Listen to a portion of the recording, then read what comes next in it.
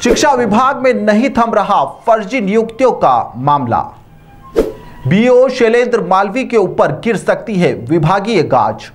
मध्य प्रदेश की लाचार शिक्षा व्यवस्था में मलाई मारते जिले के अधिकारी। शिक्षा विभाग में नहीं थम रहा भ्रष्टाचार का खेल, जनप्रतिनिधि है मौन।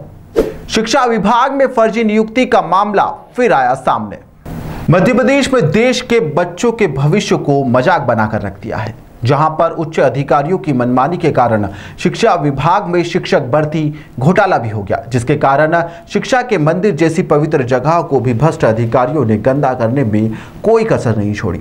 आपको बता दें कि पूरा मामला मंडला जिले का है, जहां पर जिले के शिक्षा व्यवस्था को लेकर लगातार खबरें प्रकाशित की गई थी, लेकिन जनप्रतिनिधियों एवं आला अधिकारियों को इसका संज्ञान में लाने पर भ्रष्टाचार में लिप्त जनप्रतिनिधि एवं आला अधिकारी कार्रवाई की जगह संरक्षण देने से बाज नहीं आ रहे हैं। शिक्षक के पद पर नियुक्त करवाया गया है और अब पद से हटा भी दिया गया है। वहीं शैलेंद्र मालवी, संध्या मालवी एवं हर्ष मालवी के खिलाफ भारतीय दंड संहिता 1860 के तहत 498A, वहीं 34 मध्य प्रदेश दहेज प्रतिनिषेध रूल्स के साथ ही भरण पोषण अधिनियम व जीवन व्यापन भत्ता एवं अन्य महिला प्रताड़ना अपराध को लेकर जिला एवं सत्र न्यायालय डिंडोरी में उक्त के खिलाफ मामला भी पंजीबद्ध है, जिसमें पीड़िता मेघा मालवी ने बालक प्राथमिकता शाला महाराजपुर में संध्या मालवी प्रधान अध्यापक है और हर्ष मालवी संध्या मालवी एवं शैलेंद्र मालवी का बेटा है।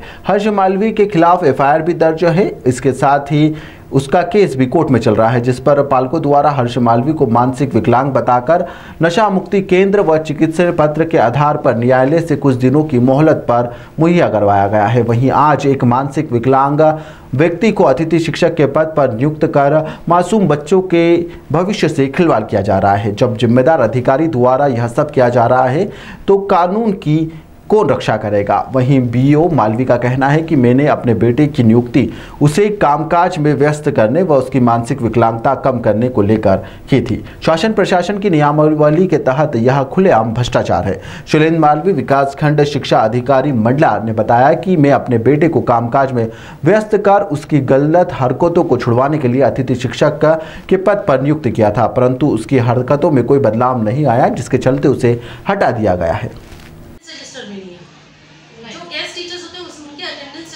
जानकारी तो यहाँ पे होती है, यहीं से बन के जाती है, क्योंकि वहाँ से वो इशू होती है और यहाँ पे आती है मेल, उसके बाद आगे फॉरवर्ड होती है। हाँ, लेकिन उनके बारे में यहाँ से बोल मिला तो अनुमति ली है, आगे कोई प्रस्ताव बना। मैम बस आप थोड़ा सा माइक के सामने मैं आपसे 2 सवाल करूँगी।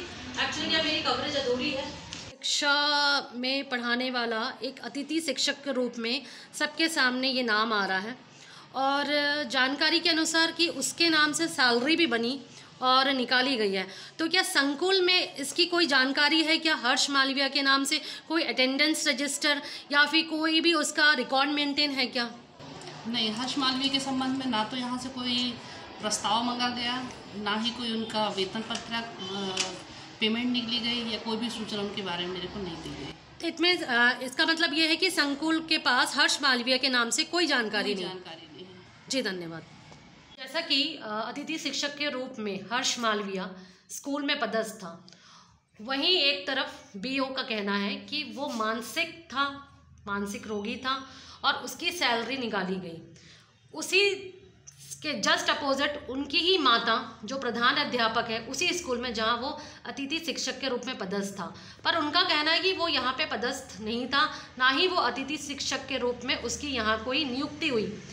थर्ड एक पॉइंट आता है कि संकुल के अंतर्गत 8 से 12 स्कूल आते हैं, वो स्कूल भी उसी के अंतर्गत आता है। तो संकुल के जो प्रिंसिपल है उनका कहना है कि हमारे पास हर्ष मालविया के कोई जानकारी नहीं है, कोई अटेंडेंस नहीं है। तो फिर हर्ष मालविया की पेमेंट शीट कहाँ से और किसके द्वारा बनाई गई? ये मुझे पहले से जानकारी नहीं थी, कुछ समाचार पत्रों के माध्यम से मेरे को जानकारी लगी। फिर मैंने एसी ड्राइवर से चर्चा किया इस मैटर पे कि जो यहाँ के बीओ हैं, पहली चीज़ तो इनको ऐसा नहीं करना था कि अपने सुपुत्र को अतिथि उसमें रखें। फिर उनकी माँ भी प्रधान अध्यापक हैं, तो ये घोर लापरवाही है शिक्षा विभाग में, ये सब नहीं चलेगा। मैं अध्यक्ष होने के नाते मैं उसको AC ट्रैवल से चर्चा करके, कि पहले ही बोल दिया हूँ करीब 1 सप्ताह पहले, कि उनको BO पद से और कहीं मूल पद पे जाने देना। जैसा कि BO इस समय वर्तमान में मंडला में पदस्थ हैं और वो अपने ही पुत्र को, जो मानसिक रोगी है और बच्चों के स्कूल में अतिथि शिक्षक के रूप में पदस्थ करते हैं, उनके पास इतना पावर है। और ऐसा पावर क्या शासन प्रशासन देती है? क्या बच्चों को वो एक ऐसा व्यक्ति पढ़ाएगा जिसकी मानसिक स्थिति खराब है? क्या बच्चों को हानि नहीं पहुंचेगी? नहीं, जैसा कि आपने अभी